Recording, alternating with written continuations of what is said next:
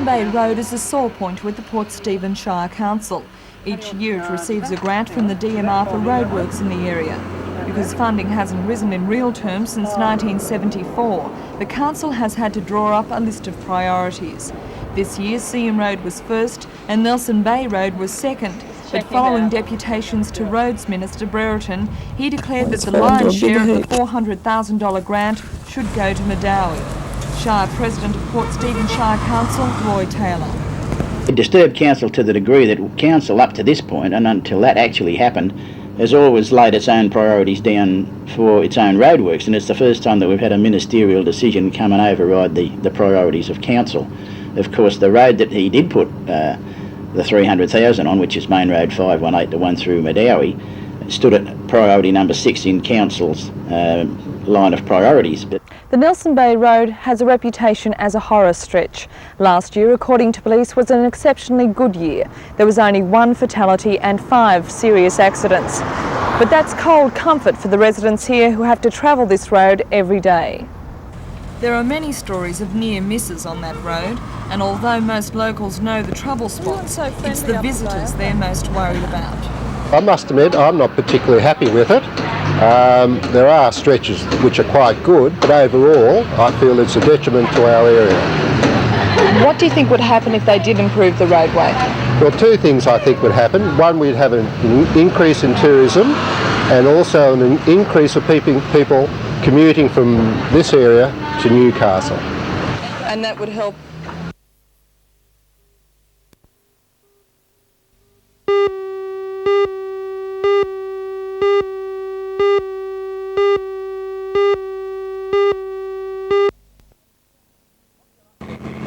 Popular old salt Fred Williams bought the Scow to claim the title as the fastest boat on the lake, and in the hands of John Moore, it did just that again today. The wind very strong at times.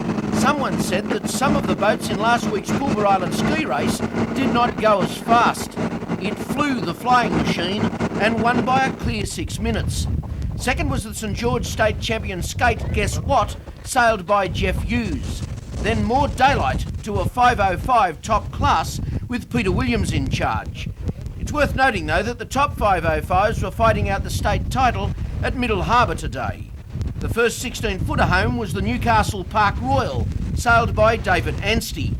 The Scow was always going to win, I suppose. The only thing more certain was that Fred would be handing out champagne afterwards.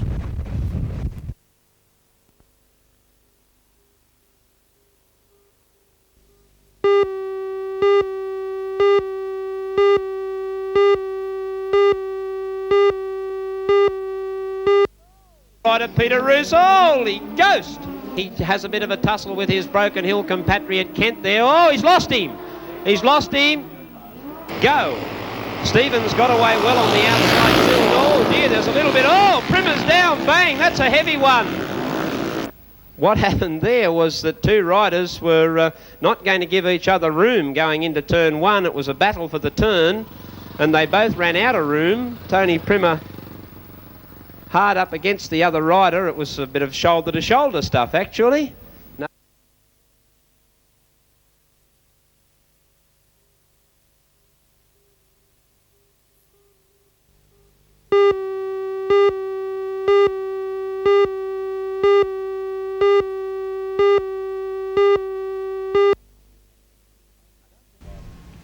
Announcing details of this latest stoppage in the dispute, the Northern Vice President of the Miners Federation, Mick Kelly, said it's in accordance with a decision taken prior to the recent 7-day strike.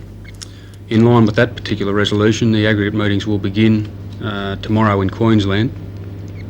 They'll take place, come on down through Queensland, cover the southern districts, the northern districts, and of course Tasmania, Broken Hill. They will have to be done now. That takes some considerable time. Following a Miners Federation board meeting in Newcastle this morning, a message was sent to the National Liaison Committee urging a strengthening of the campaign. We feel particularly strongly about it, and we sent off that telex to let the National Liaison Committee know how this particular Board of Management felt. We're only echoing, I think, the feelings of our rank and file that our board members represent. And we wanted to make that known to them before they entered into the Liaison Committee meeting today. And that liaison committee has authorised the printing of 20,000 brochures, setting out the dispute from the employees' point of view. But it will only be distributed to the converted, unlike the owner's national newspaper campaign. We wanted to offset that by our own particular information. We haven't used anything but figures given by the Coal Association, and it was just seen as keeping our rank and file informed before we could get to aggregate meetings. Just whether or not the employees are entitled to a share not yet distributed is to be decided by the Coal Industry Tribunal, with Mr David Duncan calling on an assessor from each side to assist him. If he finds that there is productivity there that's undistributed, as we certainly suggest and maintain, well then that productivity will have to be distributed. Now he set down a hearing to commence on the 11th of March.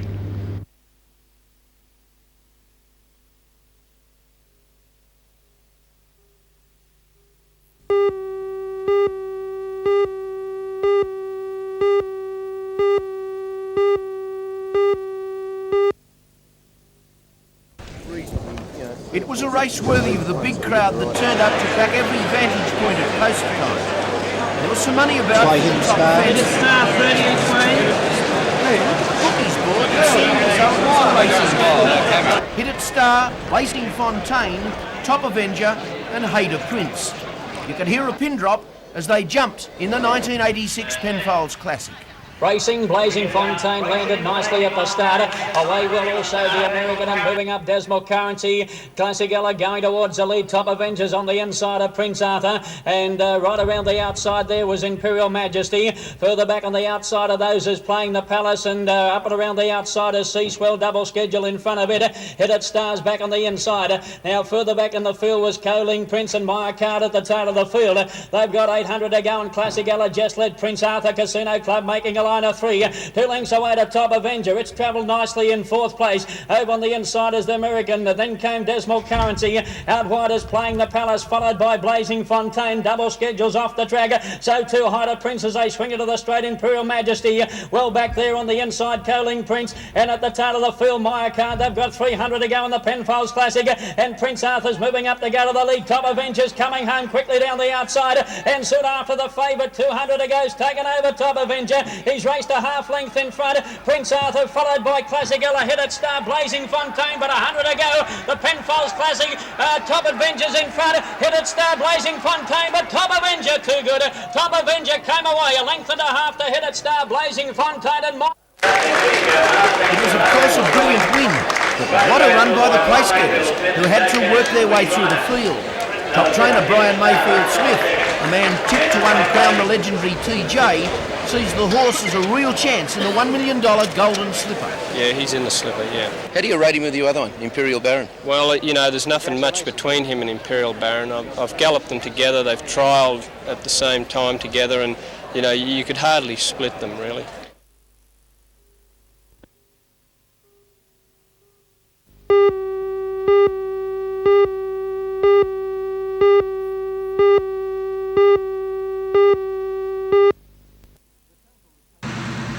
The tanker was taking the diluted acid to Stockton Borehole when it left Lake Road and overturned onto parallel Stephen Street at around 8:30 this morning. There was early concern that its load may leak and cause a major spill, but when firemen arrived they found that only a small amount of the liquid had leaked. Another vehicle was soon on the scene to transfer the acid. The driver was taken to hospital with minor injuries and the tanker righted and towed away. A short time ago, firemen were cleaning away the small spill on the road.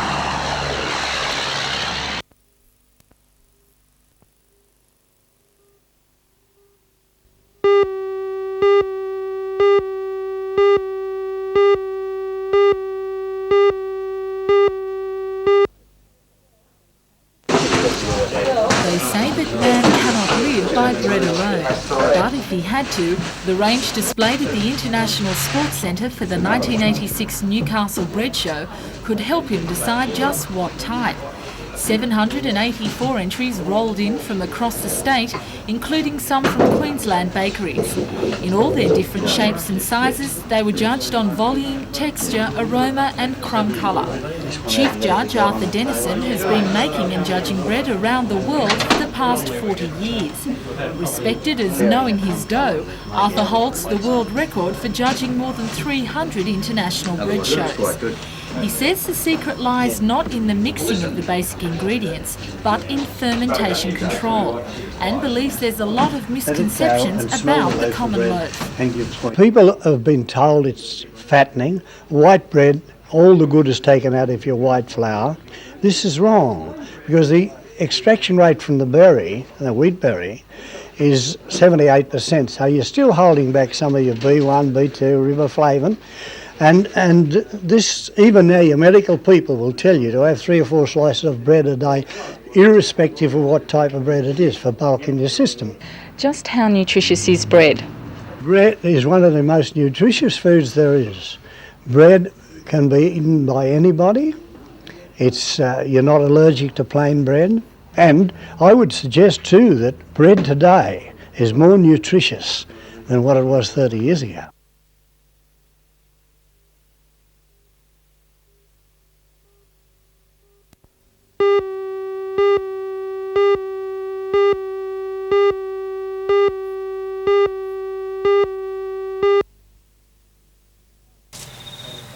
It was last Tuesday that these 3 delightful and almost identical little ladies called Libby, Lottie and Lucky made their way into the world. Purebred Simmental heifers that are not only very beautiful but also quite rare. Triple births are unusual in the bovine world.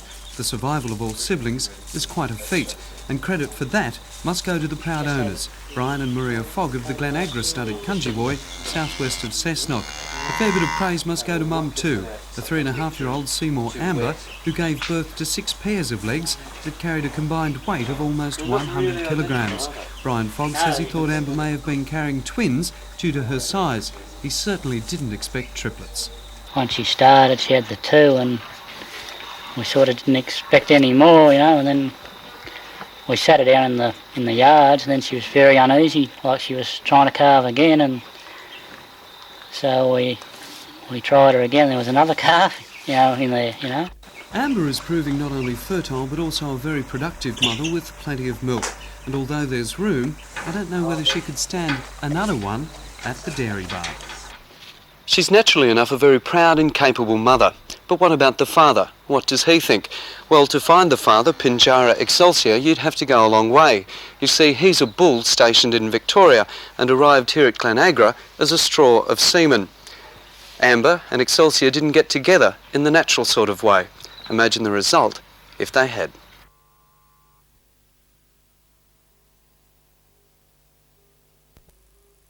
The explosion startled the residents of Selwyn.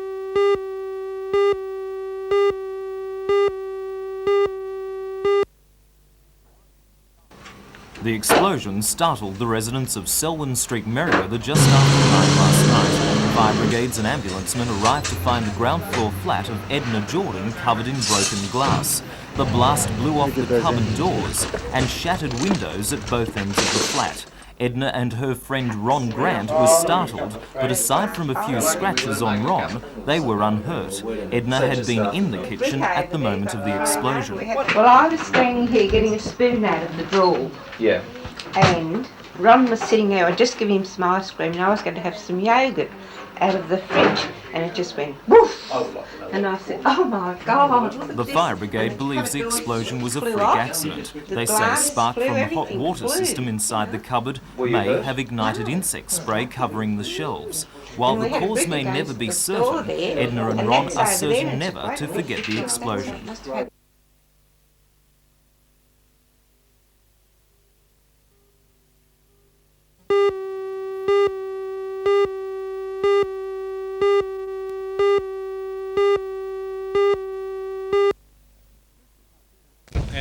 Rooster Park's transformation from deer stud to tourist attraction has taken 10 weeks and has involved the erection of special new fences, laneways, a kiosk and barbecue area, a huge aviary and an animal nursery.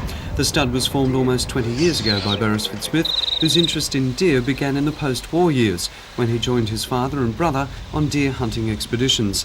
Now, his efforts are concentrated on breeding better quality deer and fostering the development of an industry that has been earmarked as having enormous potential.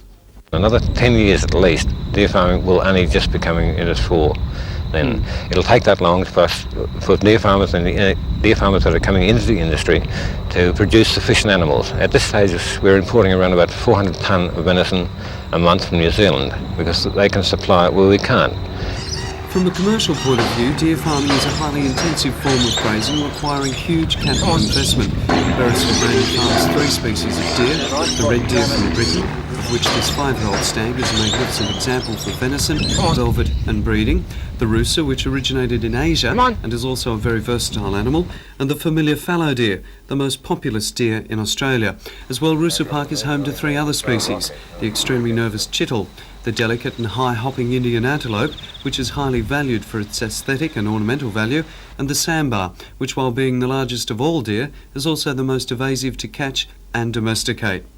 For anyone to make a good living off a deer farm, producing, if they had 100 breeding females and say 50-odd stags or bucks, it would be quite a good living from. Rooster Park will be officially opened by State Agriculture Minister Jack Hallam on Wednesday, at which time he will be feasted on venison, a taste sensation that the Australian deer industry hopes many more will acquire in the future.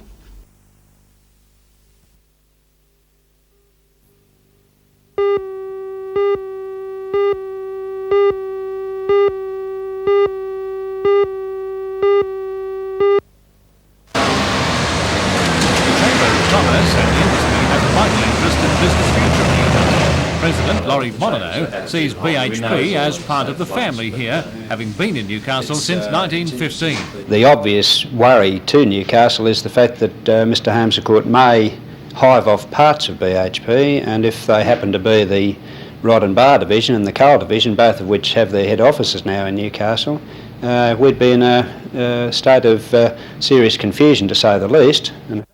The Chamber of Manufacturers is also concerned about the possible effects of a takeover. Regional Manager Mike Tyler says BHP has made long-term commitments like the $90 million Bloomcaster, and the future of the steelworks and the city are closely intertwined. For one man to be in a position where he has got the control of the largest company in Australia is something that does concern us because we'd like to think that Newcastle and BHP are going forward together. Now, Mr Harmscourt might have different ideas. Federal member for Newcastle, Alan Morris, looks on the prospects very seriously for 2 main reasons: the revenue the government would no longer receive and the destabilising effect of the takeover talk.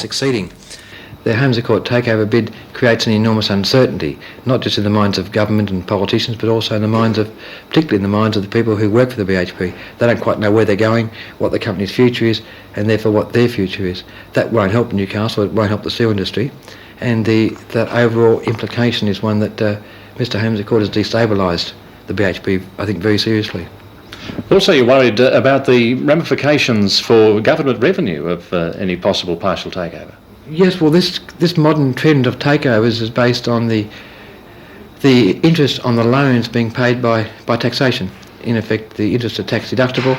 BHP at the moment pays a large amount of money to government in taxation each year. It pays its full company tax, unlike some companies perhaps. That taxation would largely fund the borrowings that would buy BHP shares, and I think the taxpayers could well be much worse off.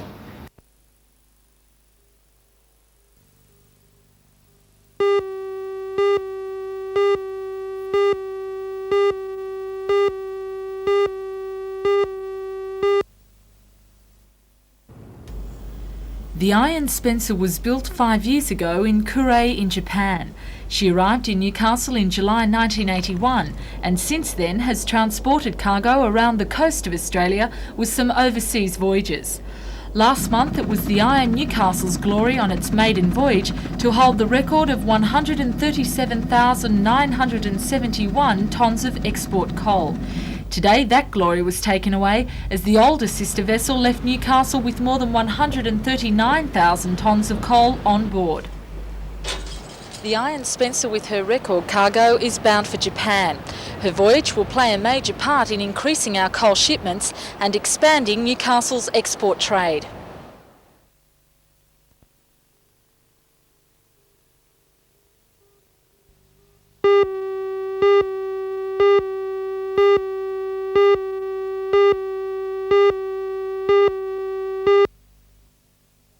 we've just had the standings. The feature of the two-day event at the Mayfield Olympic Bowl is the fact that just one lady is pitted against 89 of the nation's best male bowlers for the big money. But Liz Vanderhorst does not need any sympathy. She can look after herself at the lanes, thank you very much. Liz recently placed second in the Newcastle Open to Lady Bowler of the Year Cheryl Munson, but was the leading scorer of all competitors, male or female, in the final series. She scored a game high of 267, well and truly the best of the tournament, and averaged well throughout, only to lose the final with a touch of the jitters. But of course the men are probably favoured, with the likes of recent winner Pat Perry and Jeff Gallard from the Central Coast, last year's Bowler of the Year, Terry Wenban, who's won here twice, Chris Batson, Tom Curry and Kevin Quinn, who won this tournament last year. Local bowlers Terry Marr, Mal Horsley, Peter Zambilis and Dale Millard are all rated chances on home soil. Did too, and there they go again.